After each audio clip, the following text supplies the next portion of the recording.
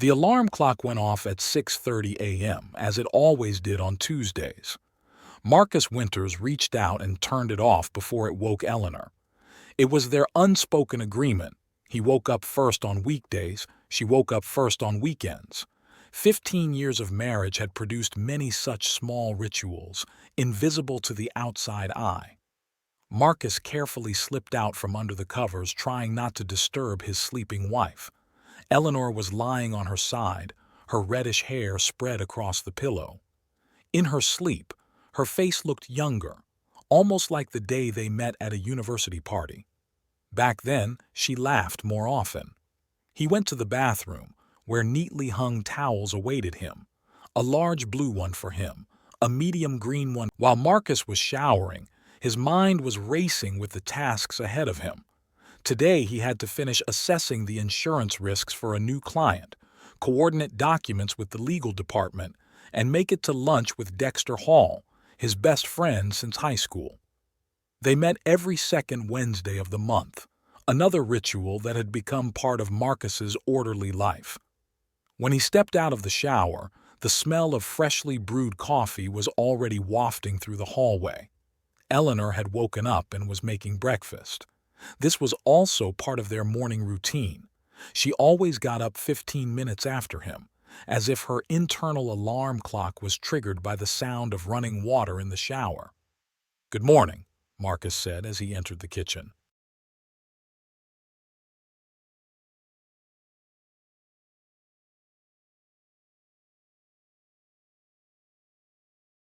Eleanor was standing at the stove, stirring the eggs. She was wearing the same blue robe Marcus had given her last Christmas. It was strange how subtly she had changed over the years. The same hazel eyes, the same soft smile, but something had slipped away, dissolved into the endless cycle of repetitive days. "Good morning." She turned and smiled, but her gaze slid past him to the clock on the wall. "Avocado toast or jam?" "Avocado," Marcus replied, although he actually wanted something sweet today. But on Tuesdays they ate avocado, a habit that had started with an article about healthy eating that Eleanor had read 3 years ago. Breakfast was eaten in the usual silence. Marcus browsed the news on his phone while Eleanor checked her work email. The school where she worked as a nurse started an hour later than Marcus's office, so she had a slight advantage in the morning. "Are you having lunch with Dexter today?" she asked, without looking up from her screen. "Yes, at that new place by the lake," Marcus replied. "He says the steaks are great." Eleanor said. "Tell him I said hi." Dexter and Eleanor had always gotten along well. He was the best man at their wedding, and later became the godfather of their son, Ethan, who was now attending college in another state. The house had been empty for 2 years since Ethan left, and something had changed between them since then. Marcus finished his coffee, kissed Eleanor on the cheek, another ritual, and headed for the door. "Don't be late tonight," she called after him. "I'll make something special for dinner."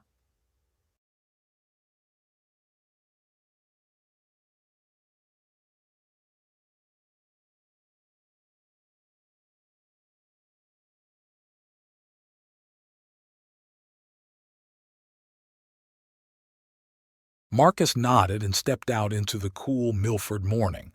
Their house was in a quiet neighborhood where all the houses looked alike. Neat lawns, 2-story buildings with 2-car garages, family minivans in the driveways.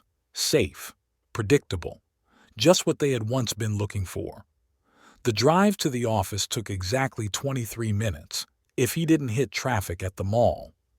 Marcus turned on the radio, where a local DJ was cheerfully discussing the weather forecast for the next few days. Nothing special. Sunny, a few clouds, typical Ohio spring.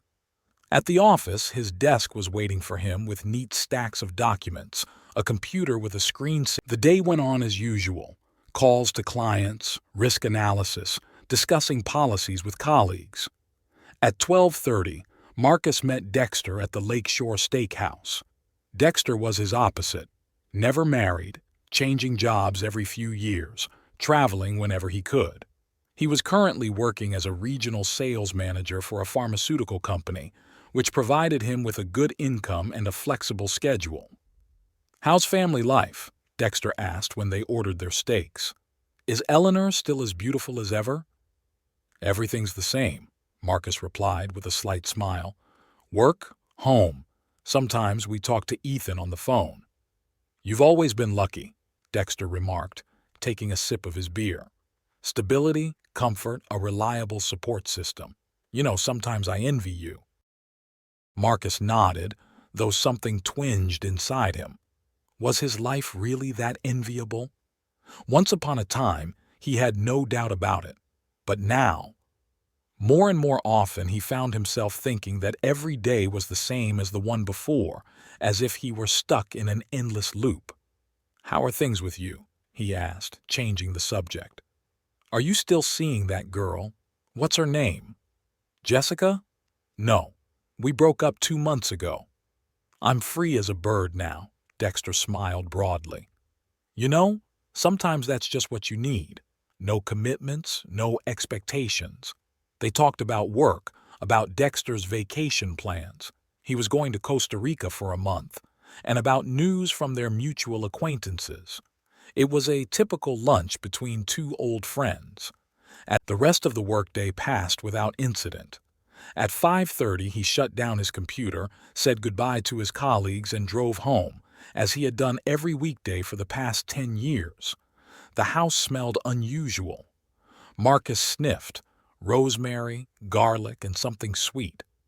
Eleanor was indeed cooking something special. Candles were lit in the living room and jazz music played softly from the speakers, not their usual evening routine. "I'm home," he said as he walked into the kitchen. Eleanor was standing at the stove in a dark blue dress that Marcus hadn't seen in years. Her hair was styled and a mysterious smile played on her lips. "Hi," she said, kissing him not on the cheek as usual, but on the lips. "How was your day?" "The same as usual," he replied, surprised by the change in her mood. "What's going on here?" "I just wanted to make tonight's over dinner, roast duck with oranges, which Eleanor hadn't cooked in years. They talked more than usual. She asked him about his meeting with Dexter, laughed at his jokes, and told him about something funny that had happened at school. The wine she opened was from a bottle they had brought back from their vacation in France 8 years ago and had never found a reason to open.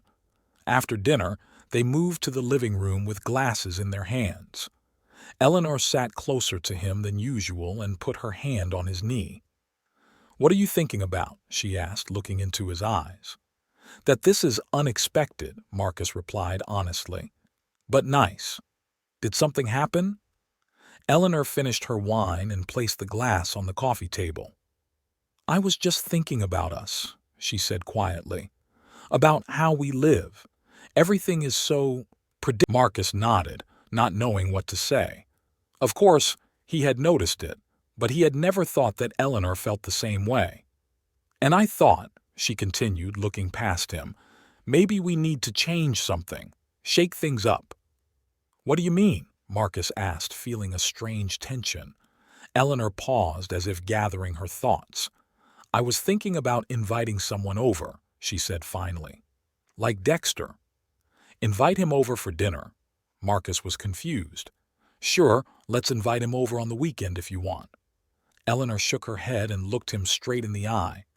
"No, Marcus, I mean, invite him over to our place." "To our bedroom." Marcus froze, unsure if he had heard her correctly. The room suddenly became very quiet. "No," Eleanor replied, and there was a determination in her eyes that he hadn't seen in a long time. "I'm serious. I think we both need something new, something that will make us feel alive again." Marcus put down his glass, feeling his hands begin to shake. 15 years of marriage, and Eleanor had never said anything like this. She had never even hinted at it. "Dexter is my best friend," he said, as if that explained everything. "That's exactly why," Eleanor nodded. "He's not a stranger to you, or to me. We've all known each other for years." Marcus shook his head, trying to make sense of the situation. Questions swirled through his mind. How long has she been thinking about this? Why now? Why Dexter? I need to think, he said, standing up. This is unexpected. Eleanor didn't try to stop him. Marcus went up to their bedroom, feeling like a stranger in his own home. Everything around him was so familiar. The family photos on the walls, the books on the shelves, their shared bed where they had spent thousands of nights. And yet, after Eleanor's words, everything seemed different, as if he were looking at his life through a crooked mirror. What was going on in their marriage? Did they really need something so drastic to shake things up? And more importantly, was this really what Eleanor wanted, or was it a cry for help, a sign that their relationship had reached an impasse? Marcus sat down on the edge of the bed, staring at his reflection in the mirror opposite. The man staring back at him looked lost and confused. He was nothing like the confident insurance agent who solved his clients' problems with imperturbable calm every day. Downstairs, Eleanor was clearing the table. He could hear her loading the dishes into the dishwasher, the familiar sounds of their ordinary life, a life that had just taken a most unexpected turn. Marcus hardly slept that night. He lay on his side of the bed, staring at the ceiling and listening to Eleanor's steady breathing. She had fallen asleep almost as soon as they had gone to bed, as if she hadn't said anything unusual, as if she hadn't turned their lives upside down with a single sentence. How could she sleep? Dozens of questions swirled around in his head, questions he couldn't answer. Had their marriage become so boring that she needed something so extreme? Or maybe she had been attracted to Dexter for a long time, and this was a way to fulfill her fantasies without destroying their marriage?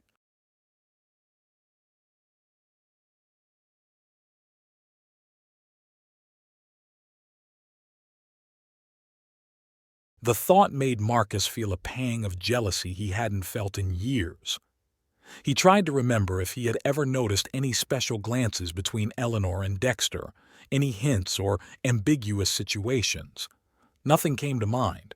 They had always been just friends, connected through him. By morning, Marcus had decided that it must be some kind of strange joke or test. Perhaps Eleanor just wanted to shake him up, get his attention, show him that their marriage needed a refresh. It would make sense. They had grown apart recently, stuck in a rut. When the alarm went off at 6:30, Marcus was already awake. In the kitchen, Eleanor was making breakfast as if yesterday's conversation had never happened. She looked a little tired, but otherwise normal. "Good morning," she said, placing a plate of scrambled eggs and toast in front of him. "Good morning," Marcus replied, looking at her intently. Nothing unusual, the same movements, the same clothes, the same voice. "How did you sleep?" "Fine," Eleanor shrugged. "You?" "Not great," he admitted honestly. "I was thinking about what you said yesterday." Eleanor didn't answer right away. She poured herself some coffee and sat down across from him, staring thoughtfully into her cup. "So, what did you decide?" she finally asked. Marcus put down his fork. "Does it look like I'm joking?" Eleanor looked up at him. There was no mockery or cunning in her eyes, only a kind of weary determination. "I want us to feel alive again, Marcus. We've been living like roommates for too long, not like husband and wife. And you think inviting my best friend into our bed is the solution?" "I don't know," she admitted, "but we need to change something. I feel like we're drifting apart. Every day is the same. Work, dinner, TV, sleep. No surprises, no excitement.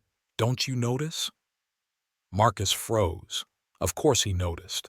Especially after Ethan left, their life had become an endless repetition of the same days.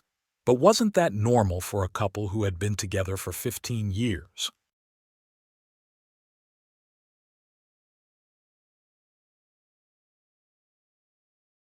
"Maybe we just need to spend more time together," he suggested. "Travel, go on dates, find a new hobby." "We've tried that," Eleanor reminded him. Remember our vacation last year? We spent a week at the beach and nothing changed. Or those dance classes we quit after the third lesson. She was right. They had tried to revive their relationship in various ways, but it all seemed artificial, forced. Okay, Marcus said, getting up from the table. Let's talk about this tonight. I have to get to work. He kissed her on the cheek, an old habit that now seemed strangely formal, and headed for the door. Marcus, Eleanor called after him, I don't want to upset you. Just think about it. All the way to the office, Marcus tried to imagine how he could discuss this proposal with Dexter. The very thought made him feel sick and uncomfortable. They had been friends for over 20 years, knew almost everything about each other, but had never touched on such topics. How could he tell his best friend that his wife had offered them? What exactly? A threesome? An open relationship? Partner swapping? At the office, Marcus tried to focus on his work, but his thoughts kept returning to yesterday's conversation. He mechanically replied to emails, reviewed documents, and talked to clients, but part of his mind was constantly replaying Eleanor's words. Around 11, his phone vibrated. A message from Dexter. Hey, buddy, are you in the office today? I need to be in your neighborhood for work. Maybe we can grab lunch.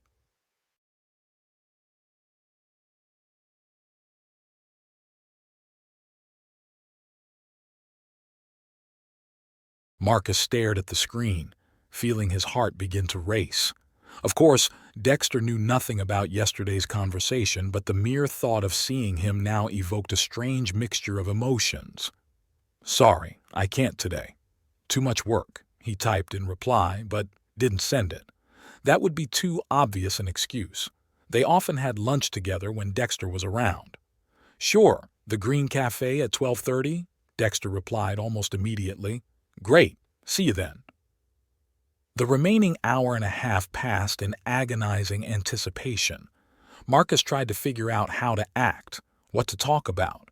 He knew he wouldn't tell Dexter about Eleanor's proposal. That was out of the question. But would he be able to act normal? The Green Cafe was a couple of blocks from Marcus's office and was a popular spot for business lunches. When he arrived, Dexter was already sitting at a table by the... Hi, Marcus said, trying to make his voice sound normal. Hi. Dexter smiled and shook his hand. How's it going? You look tired. Didn't get much sleep, Marcus admitted, sitting down across from him. Work, you know. Of course. Dexter nodded sympathetically. By the way, how's Eleanor? Did she say hello yesterday? Marcus felt his cheeks begin to burn. He buried his face in the menu, trying to hide his embarrassment. Yes, of course. She's fine. Good. Dexter seemed not to notice his discomfort. By the way, I've been thinking about what you said yesterday. Maybe we should get together sometime. I could come over for dinner on the weekend. Marcus choked on the water he had just started drinking. Are you okay? Dexter asked, concerned. It was a blatant lie. Eleanor was always happy to see Dexter, and she didn't have much work to do at the moment. But Marcus needed time to figure things out before bringing them back together. I see, Dexter said. Well, maybe another time. How's Ethan? Any news from him? The conversation moved on to safer topics. Their son's studies, work projects, summer plans. Marcus gradually relaxed, but still felt a strange tension. Every time Dexter mentioned Eleanor or their family life, he felt like his friend was looking at him with a certain interest. You seem out of sorts today, Dexter remarked as they were finishing lunch. Are you sure everything's okay? Yeah, everything's fine, Marcus lied. Just a lot going on at work.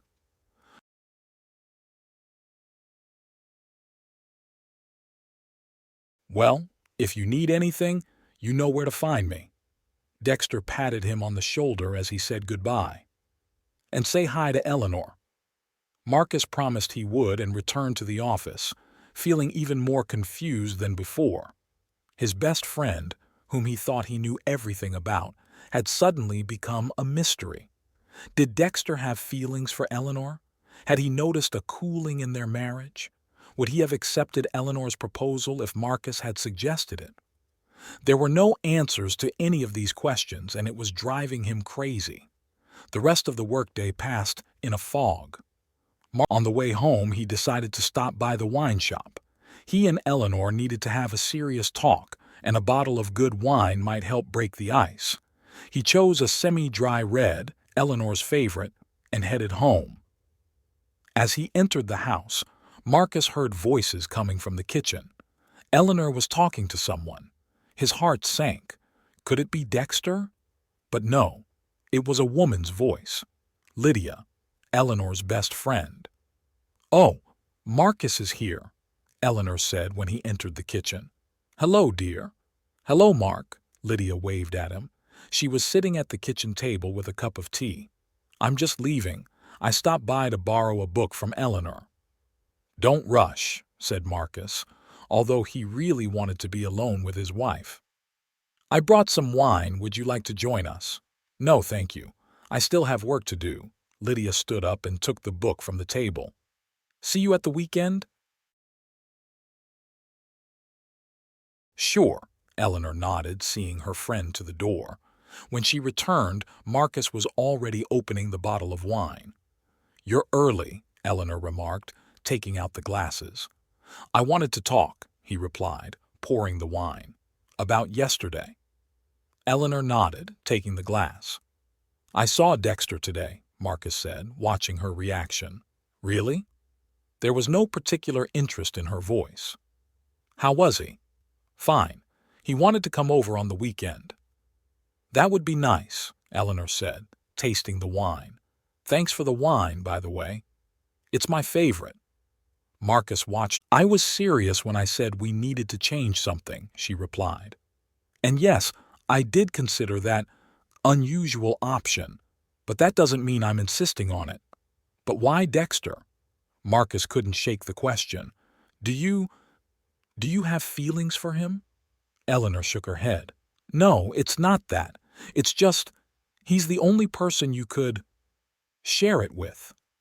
She paused, searching for the right words. "He's your best friend. You trust him. And I trust him too. That's important." "But you realize this could ruin our friendship?" Marcus asked. "I can't just walk up to him and say, 'Hey, do you want to sleep with my wife? I don't mind.'" "I didn't ask you to do that," Eleanor replied quietly. "I just suggested it. It's up to both of us." They fell silent. Marcus felt a strange emptiness inside. How had they come to this? When had their marriage ceased to be enough?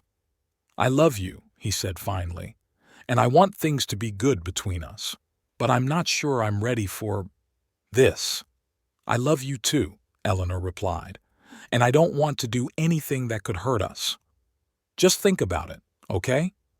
Marcus nodded, though inside he felt sick at the thought that his wife was seriously considering intimacy with another man, even in his presence.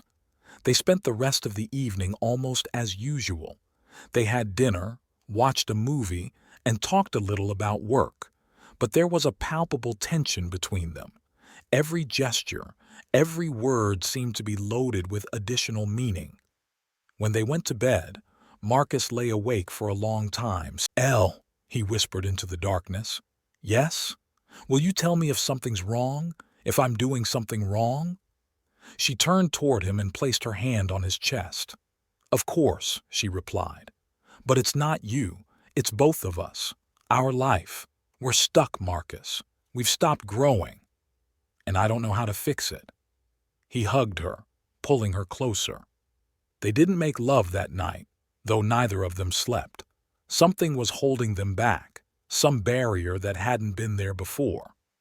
The next day, Marcus woke up with a firm resolution. If Eleanor wanted something new, he could offer it to her, without involving anyone else. They could travel, try new things together, but as he went down to the kitchen, he sensed that something had changed between them. Unspoken words and unfulfilled desires stood between them like a glass wall, transparent but insurmountable. Eleanor was making breakfast as usual, but her movement seemed mechanical and her smile was forced. "Good morning," Marcus said, kissing her on the cheek. "Did you sleep well?" "Fine," she replied, turning away to the stove. "Coffee's ready." Breakfast was eaten in silence. They talked about the weather, their plans for the day, bills that needed to be paid, the usual topics, safe and neutral. But there was a sense of falseness in this ordinariness. Marcus left for work feeling empty. He knew they needed to talk more. At work, he ran into Dexter again. He had stopped by the insurance company to discuss a corporate policy for his firm. Seeing his friend in the office, Marcus felt a lump rise in his throat. "Hi," Dexter said, entering his office. "Hope I'm not interrupting." "No, it's fine," Marcus replied, trying to make his voice sound normal. "What brought you here?" "The boss wants to review the employee insurance policy," Dexter explained. "Your colleague Thompson is working on it, but I thought I'd check in with you while I was here. You still seem tense. Problems at home?" Marcus froze. Was it that obvious? "No, everything's fine," he lied. "Just a lot of work." Dexter clearly didn't believe him. "Listen, if you need to talk, I'm always here for you. That's what friends are for, right?" "Thanks," Marcus said, feeling terrible. "I appreciate it." After Dexter left, Marcus sat there for a long time, staring into space. His best friend had offered his help, unaware that he himself was part of the problem. Or maybe he did suspect something. What if Eleanor had already talked to him about it? The thought haunted him all day. What if Eleanor and Dexter had already discussed the possibility of intimacy? What if they had already? No, he couldn't even entertain the thought. He knew Eleanor. She would never cheat on him. And Dexter, despite his reputation as a womanizer, would never date his friend's wife behind his back. But the mere thought that his wife might be attracted to his best friend was eating away at him. When he got home that evening, Marcus found that Eleanor hadn't come home yet. She left a note on the fridge. "Running late at school. PTA meeting. Dinner's in the oven. E." A short, formal note. No "I love you" or "I miss you." Just information, like from a roommate, not a beloved wife. Marcus heated up dinner and sat down at the table alone. The house seemed empty and cold without Eleanor. He tried to remember the last time they had really talked, laughed together, made love without a schedule. Perhaps it was before Ethan left for college. Was it really because their son had grown up and moved away? Had they been parents for so many years that they had forgotten how to be a married couple? Or was the problem deeper than that? Marcus cleared the table and went into the living room, where he turned on the TV but didn't watch it. He just sat there, lost in his thoughts, until he heard the door open. Eleanor came in, looking tired. She put her bag on the hall table and took off her coat. "Hi," Marcus said. "How was the meeting?" "The usual," she replied. "Parents complaining about grades, the principal talking about funding, nothing new." She went into the kitchen, poured herself a glass of water, and returned to the living room, sitting down in the armchair opposite Marcus. There was no more than 3 feet between them, but it seemed like an abyss separated them. "Have you had dinner yet?" she asked. "Yes, thank you. It was delicious." "Good." They fell silent. The TV was still on, but the sound was muted, and neither of them paid any attention to it. "I saw Dexter today," Marcus said, watching her reaction. "He stopped by the office on business." "Oh, really?" Eleanor glanced at him without much interest. "How was he?" "Fine. He asked if everything was okay." "And what did you say?" "That everything—" "What truth, Eleanor?" Marcus felt irritation rising inside him. "That my wife suggested I invite him into our bed? That our marriage has grown so cold that you're looking for excitement elsewhere?" "I'm not looking for excitement elsewhere," she replied quietly. "I suggested we try something together, with someone we both trust." "But why?" Marcus stood up and began pacing the room. I really don't understand. We've been together for 15 years. We had a good marriage. What's changed? Marcus stopped and looked at her. She looked so vulnerable at that moment, so real. Eleanor had always been strong, rarely showing her fears and doubts. I don't want to lose you, he said quietly, and I don't want there to be anyone else between us. I know, she nodded, and I'm not insisting. It was just an idea, maybe not the best one. They fell silent again. Marcus returned to the sofa, feeling drained by the conversation. Maybe we should go somewhere together, he suggested. Take some time off, fly somewhere we've never been. Maybe, Eleanor agreed without much enthusiasm. Let's think about it. She got up, put her glass on the coffee table, and headed for the stairs. I'm going to take a shower and go to bed. I'm tired today. Marcus nodded. I'll be up soon.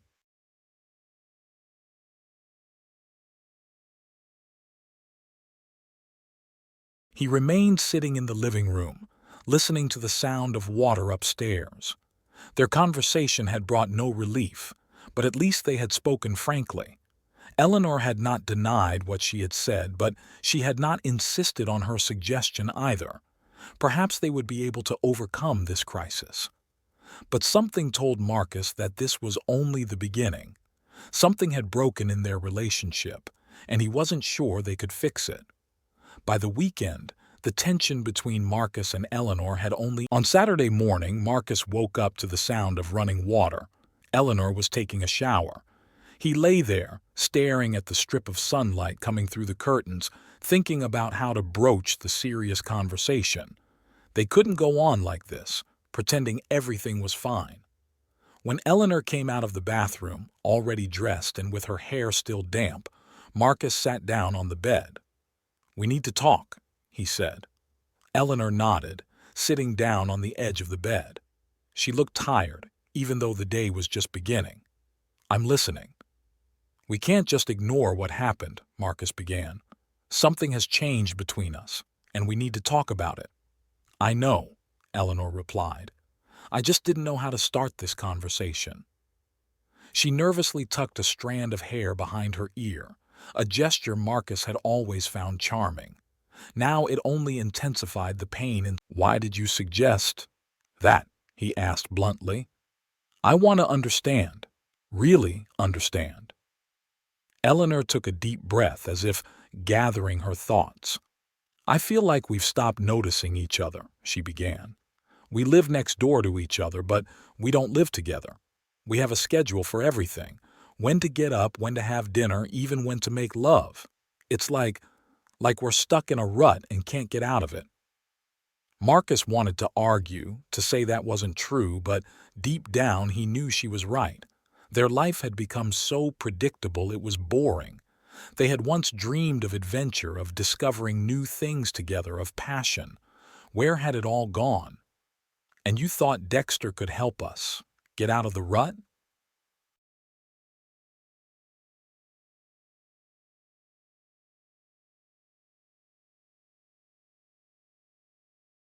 I don't know, Eleanor admitted honestly.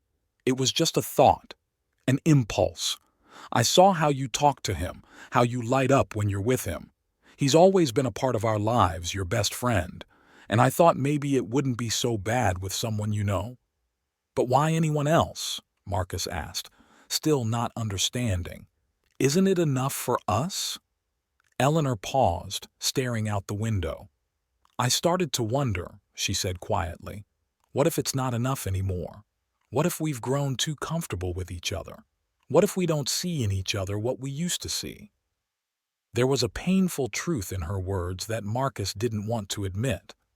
When was the last time he looked at Eleanor? Are you thinking about Dexter? Marcus forced the question out. In a romantic way. No, Eleanor replied firmly. It's not about Dexter specifically. It's about you and me. That we need to change something before we lose each other completely in this routine. She moved closer and took his hand. Remember how we were in the beginning, she asked. How we couldn't wait to get home to see each other. How we planned spontaneous trips, how we talked until dawn. Where is all that? Marcus remembered.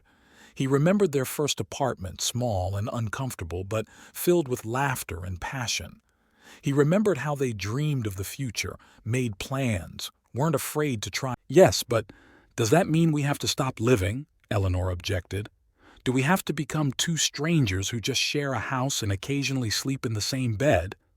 Marcus was silent. He knew she was right, but he didn't understand how they could get back what they had lost. And you think inviting a third person into our bed is the answer? He asked. I don't know, Eleanor replied honestly. I'm just trying to find something that will shake us up, make us feel something new, remind us of who we were. Maybe it's a stupid idea, but at least it got us talking, didn't it? Marcus couldn't argue with that. Because, Marcus hesitated, searching for the right words. Because I've always been a little jealous of him.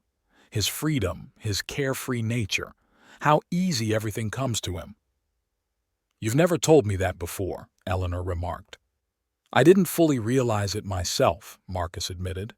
But now, thinking about it, I realized that I was comparing myself to him, and I always came up short. You never came up short in my eyes, Eleanor said, squeezing his hand. I chose you, not him, and I've never regretted it. Marcus looked at her, trying to see behind her tired features the young woman he had fallen in love with many years ago. She was there, hidden beneath layers of everyday life, routine, and ordinariness. What should we do? He asked. How can we go back to the way things were?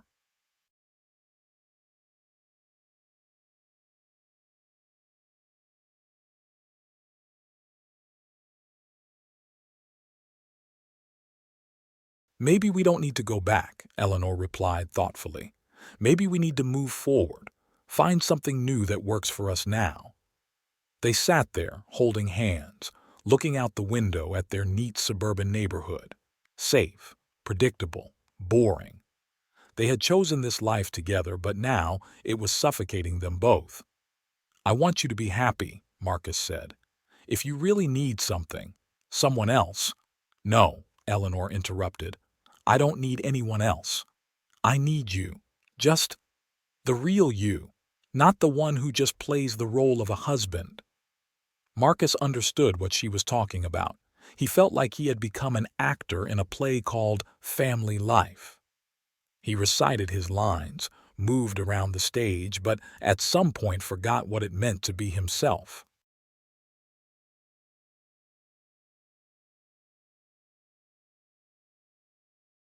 I'll try, he promised. But I need your help. I don't know how we got here, and I'm not sure I know how to get out.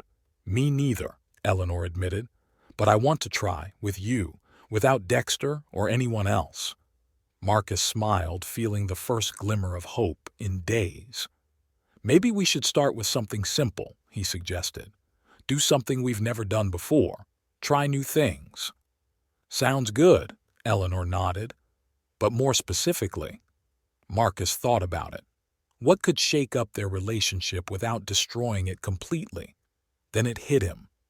If Eleanor really wanted to test the boundaries of their relationship, Lydia? But I've never thought of her in that way. Exactly, Marcus nodded. And I never thought of Dexter that way. So why did you suggest him? Eleanor frowned, considering his words. I don't know, she finally said.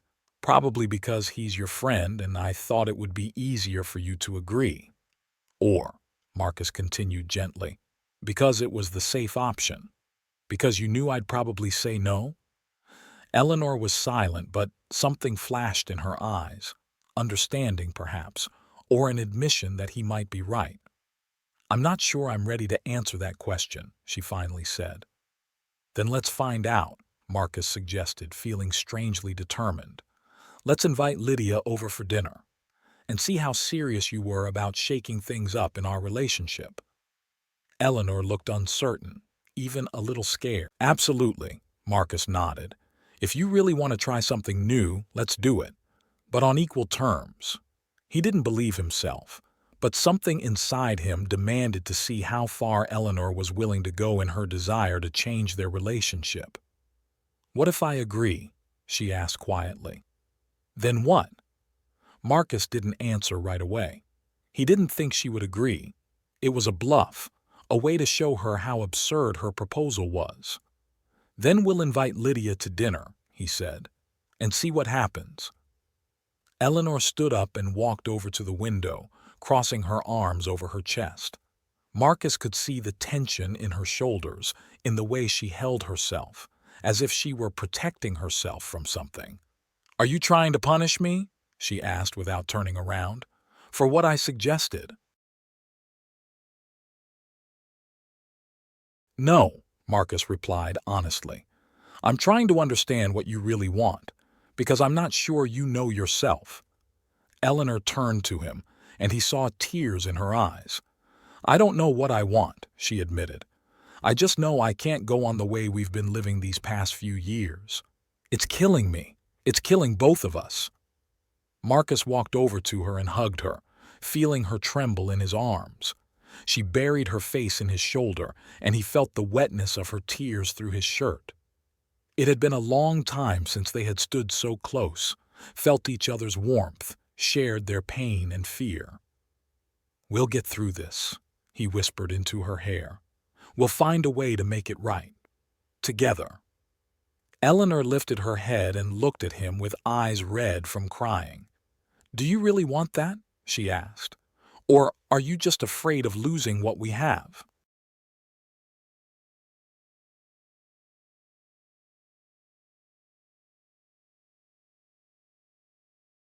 It was a good question. Marcus thought about it. What did he really want? To go back to what they had before, or to move forward towards something new and unknown? "I want us to be happy," he finally said, "together. And if that means changing something, I'm willing to do that." "Even if it means inviting Lydia?" Eleanor asked defiantly.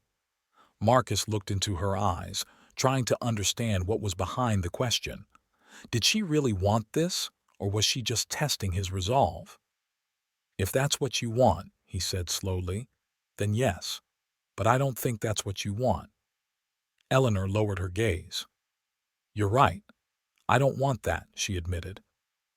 "And to be honest, I'm not sure I want Dexter. I just didn't know what else to offer."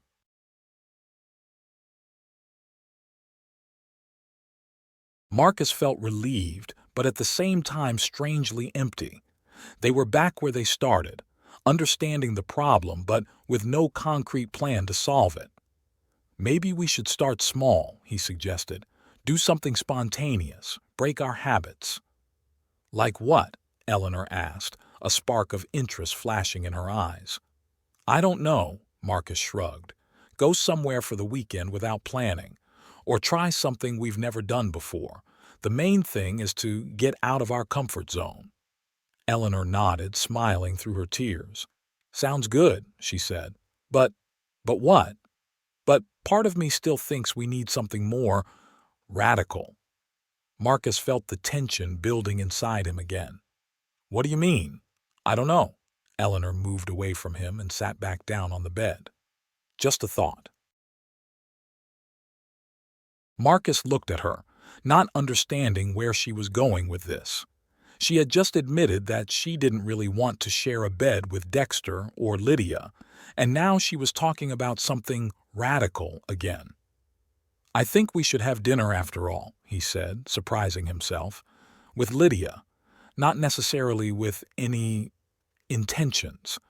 Just to see if we're really ready for a change." Eleanor raised her eyebrows in surprise. "Are you serious?" "Yes." Marcus nodded, feeling a strange determination. "Like you said, we need to change something. Let's start with that." Eleanor looked at him for a long time as if trying to understand. "I don't want this to be just a test. If we invite her, we have to be prepared for anything to happen." Marcus swallowed, feeling his heart race. Was she serious after all? Or was this a test of his resolve? "I understand," he said, though he wasn't sure he did. "I'll be ready." They stood facing each other in the quiet bedroom on Saturday morning, and there seemed to be an invisible line between them, not yet crossed, but already marked for crossing. Something had changed in their relationship over the past few days, but Marcus couldn't say for sure if it was for the better or for the worse. "I'll call Lydia today," Eleanor said. "I'll invite her over next Friday."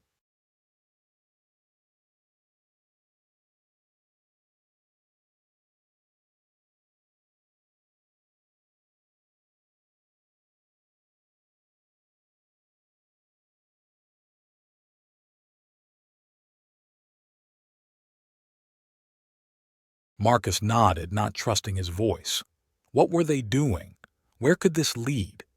He didn't know the answers, but he felt a strange excitement, as if, after many years of predictability, life had suddenly taken a turn down an unknown road. Maybe that was what they had been missing? The unknown, the risk, the possibility that things might not go according to plan? "I need to think," he said. "I'm going for a walk." Eleanor nodded, and something like relief flashed across her eyes. She also needed time to process what was happening. Marcus got dressed and left the house on the cool Saturday morning. The streets in their neighborhood were almost empty, with only the occasional car passing by and a couple of neighbors walking their dogs. He walked without a destination, letting his thoughts flow freely. Was he really ready to take such a step as inviting Lydia into their bed? Or was it just a bluff, a way to show Eleanor the absurdity of her proposal about Dexter? And most importantly, what did he really want for their marriage? Marcus didn't know the answers to these questions. But he knew one thing. He and Eleanor couldn't go on living the way they had for the past few years. Something had to change. And maybe this strange, risky move was just what they needed. When he returned home 2 hours later, Eleanor was sitting in the kitchen with a cup of tea. She looked up when he entered and said,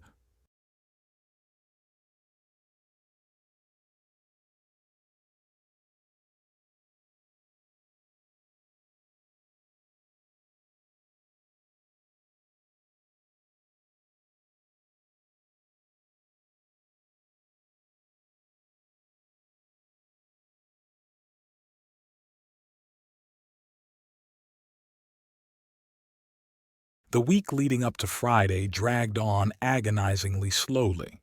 Marcus and Eleanor continued to observe their usual daily rituals, but now there was something new in their interactions: tension, anticipation, uncertainty. They didn't discuss the upcoming dinner with Lydia, as if they had tacitly agreed not to mention it until the moment itself. At work, Marcus couldn't concentrate. His thoughts kept returning to Friday and what might happen. What if Eleanor was really ready for this turn of events? What if Lydia agreed? Was he ready for such a step himself? On Thursday evening, when they were having dinner, Eleanor finally broke the silence. "Lydia is coming tomorrow," she said in a matter-of-fact tone, as if reminding him of a visit from the plumber rather than a potentially life-changing event. "I think I'll make lasagna. She loves it." Marcus nodded, not knowing what to say. The matter-of-factness of her tone only reinforced the absurdity of the situation. Have you talked to her?" he asked cautiously. "About why we're inviting her?" Eleanor shook her head. "No, of course not. I just said we wanted to have dinner. We haven't seen her in a while." "I see," Marcus said. "Have you changed your mind?" Eleanor asked, looking at him intently. "We can still cancel." Marcus thought about it. Yes, they could cancel dinner, go back to their normal lives, pretend nothing had happened. But would that solve their problem? "No," he said firmly. "I haven't changed my mind." Eleanor nodded, and something that looked like respect flashed. On Friday, Marcus returned home from work earlier than usual. The house was already filled with the aromas of dinner being prepared. Eleanor hadn't lied about the lasagna. She met him in the kitchen, dressed up in a dark blue dress, the same one she had worn on the evening of his first proposal. "You're early," she remarked. "Want to help?" "Sure," Marcus nodded. "What needs to be done?" set the table, and maybe pick out a wine? Eleanor returned to cooking, trying to appear calm, but Marcus noticed her hands trembling.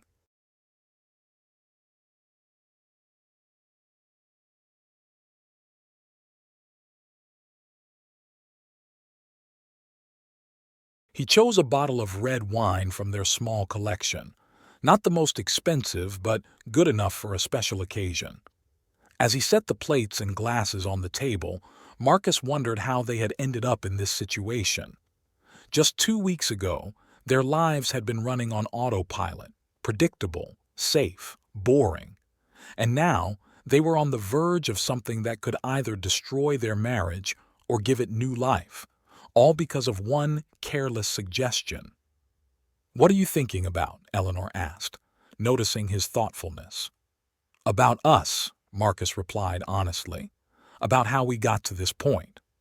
Eleanor walked over to him and hugged him around the shoulders, a gesture that had once been so familiar and now seemed almost forgotten. "We'll be fine," she said quietly, "no matter what happens today."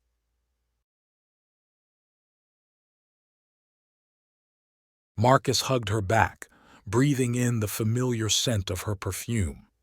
For a moment he wanted to stop time, to stay like this, just the two of them, without having to test the boundaries of their relationship with a third person. The doorbell interrupted their embrace. Eleanor stepped back, glanced quickly at herself in the hall mirror, and went to answer the door.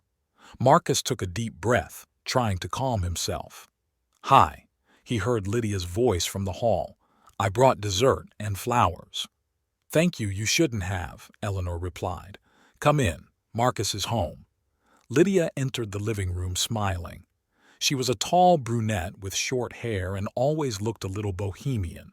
Even now she wasn't wearing a dress but wide black pants and a silver blouse. "Hi, Mark." She kissed him on the cheek. "Long time no see."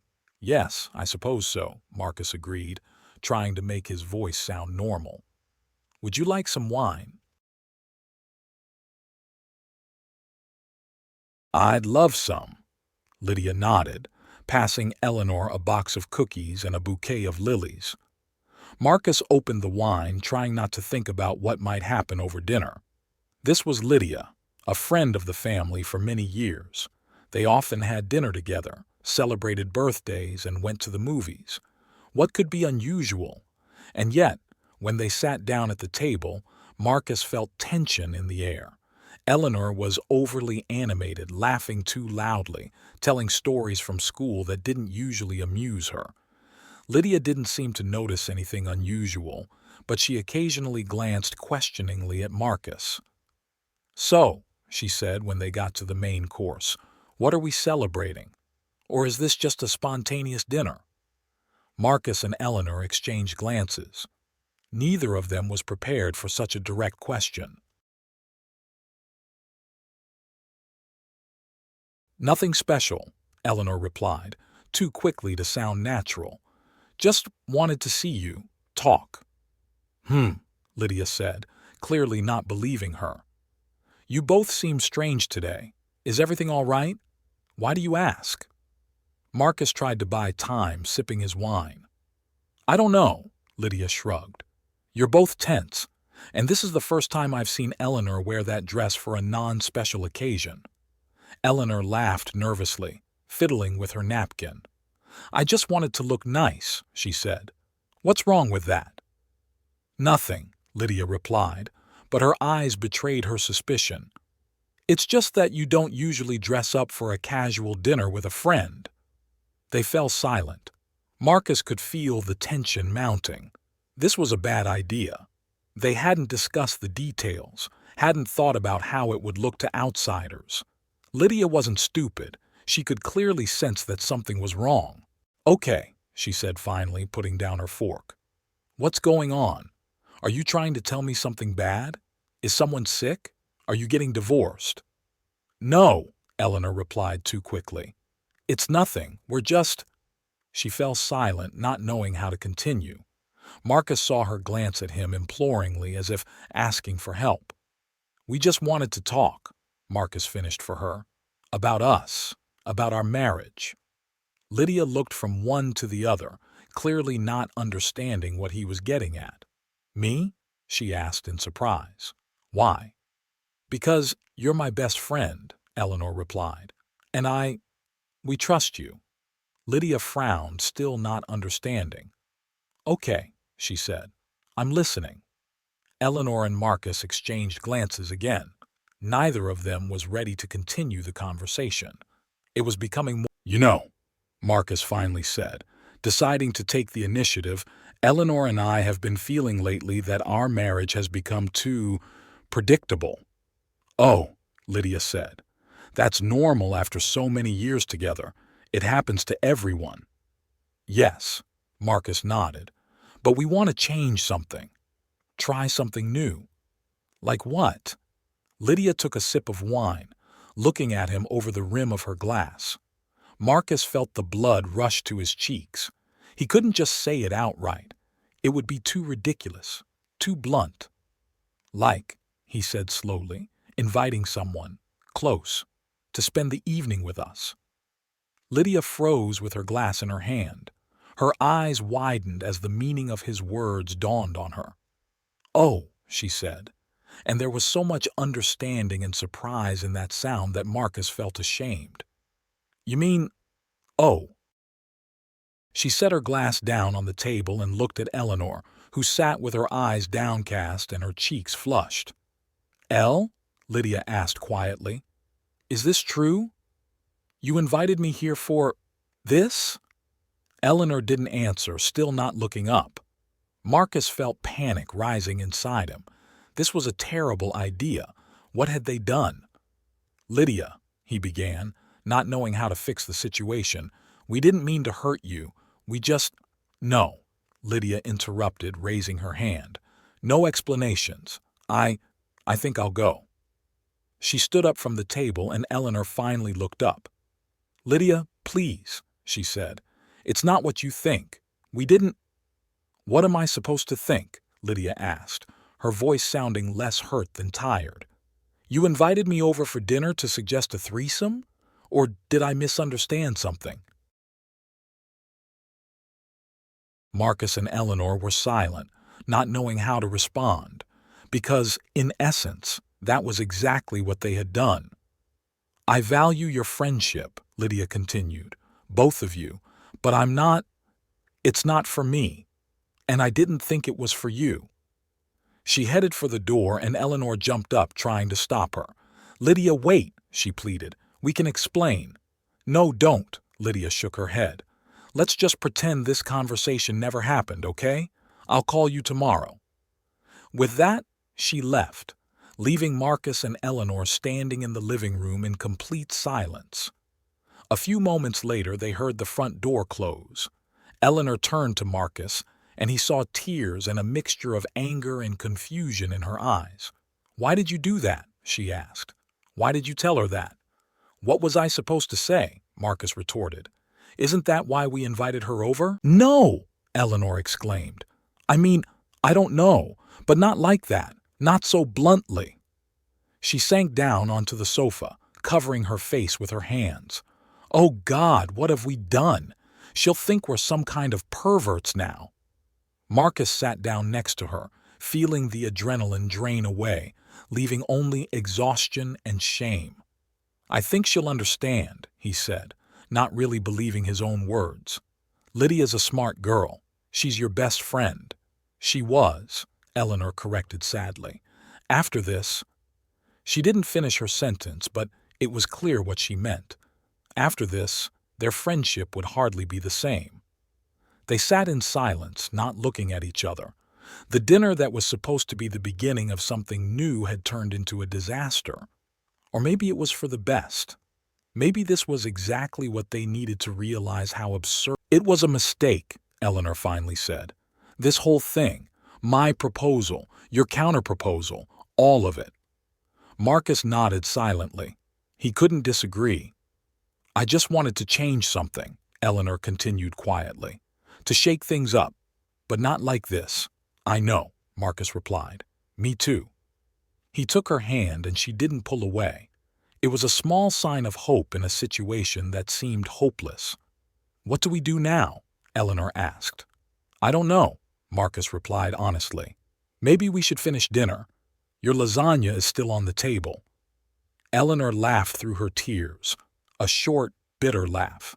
"God, this is ridiculous," she said. "We invited my best friend over for a threesome. She left offended, and we're sitting here discussing food." Marcus couldn't help but smile. The situation was indeed absurd.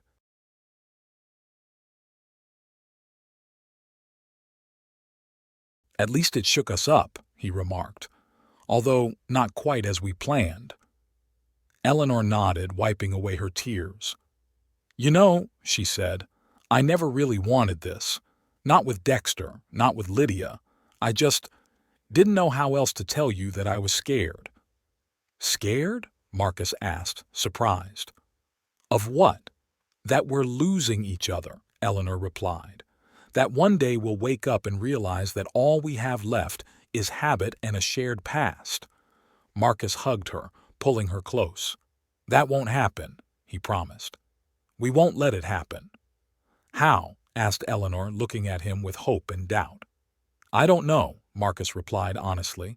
"But we'll find a way, together, without involving anyone else." She smiled, faintly, but sincerely. "That sounds good."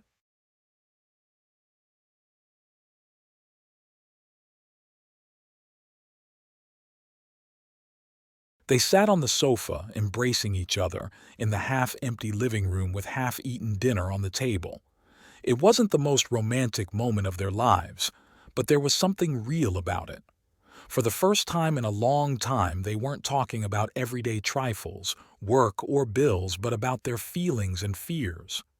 "I need to call Lydia," Eleanor said finally, "to apologize, to explain." "Yes," Marcus agreed, "but maybe not today.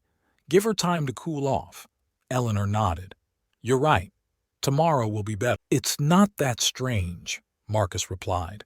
"We went through something together, something real, not just another day of routine." "Even if it was a complete failure?"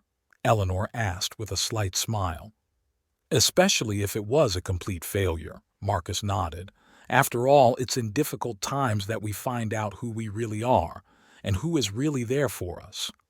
Eleanor thought about his words, then slowly nodded.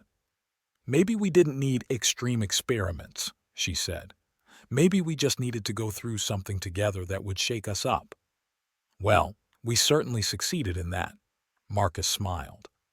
Eleanor smiled too. "I'd like to propose a toast," Marcus said, raising the glass they had brought from the table. "To us, to a new beginning." "To a new beginning," Eleanor echoed, clinking glasses with him.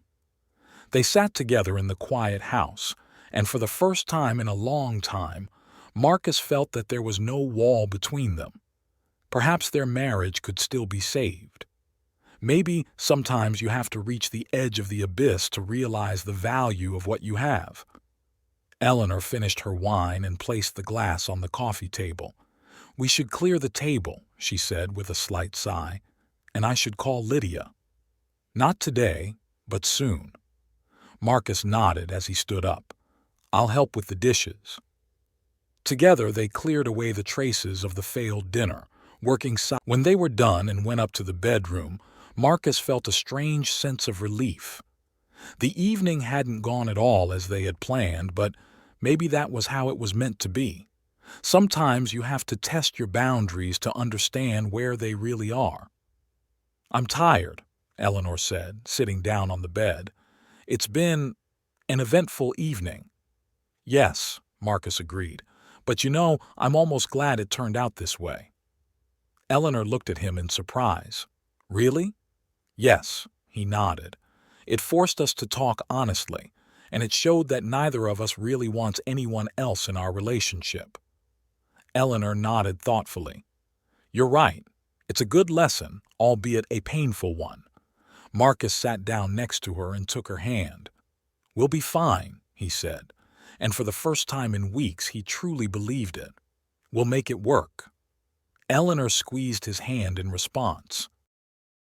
"I know," she said. "Now I know that too." The morning after the disastrous dinner, Marcus woke up first. Eleanor was sleeping next to him, curled up on her side of the bed. Her face looked peaceful in her sleep, but he knew that last night had left a deep mark on both of them. Quietly, so as not to wake his wife, Marcus got up and got dressed. He needed some time alone to think things over. He left a short note on the kitchen table. "Gone for a walk. We'll be back later. M." The day was cloudy but warm. Marcus walked without a destination, letting his feet take him wherever they wanted. He ended up in a small park not far from their home, where they often walked during the first years of their life together. Sitting down on a bench, he watched the children playing in the distance and thought.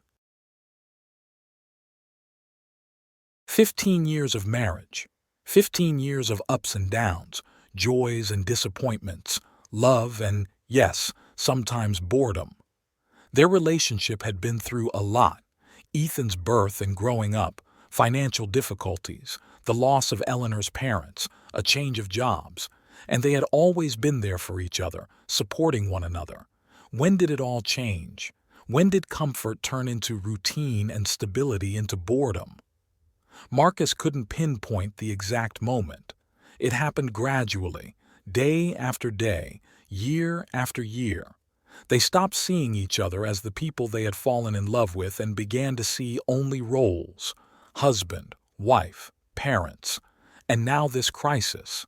Eleanor's strange proposal, his equally strange response, the disastrous dinner with Lydia.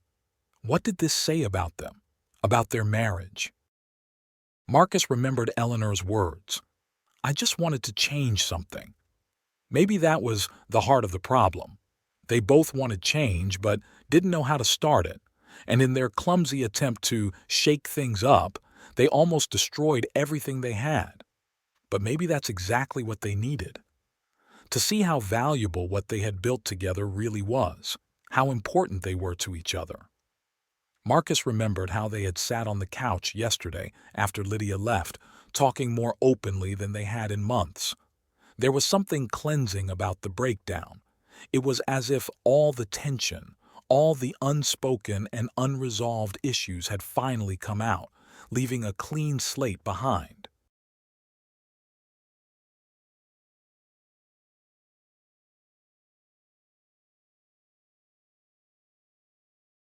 They could start over.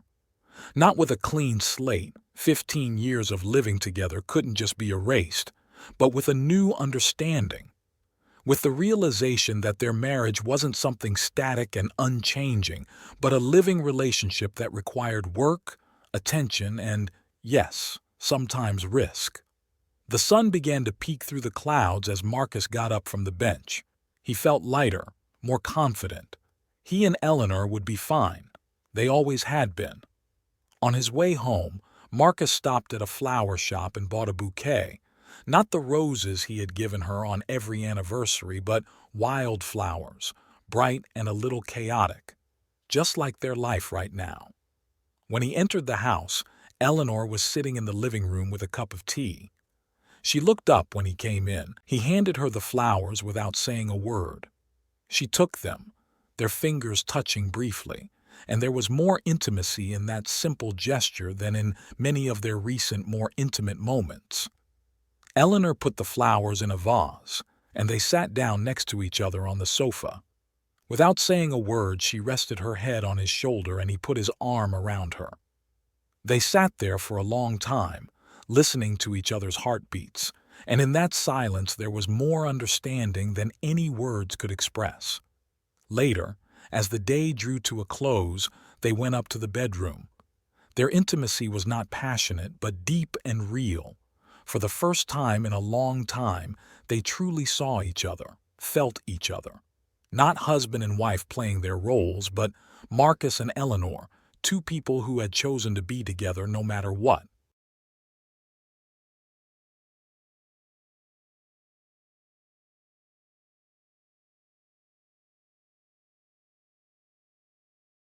This was not the end of their story, but a new beginning. A beginning born out of crisis, but full of hope, and possibilities. Many trials lay ahead of them, many conversations, and perhaps more than a few mistakes. But now they knew, whatever happened, they would get through it together.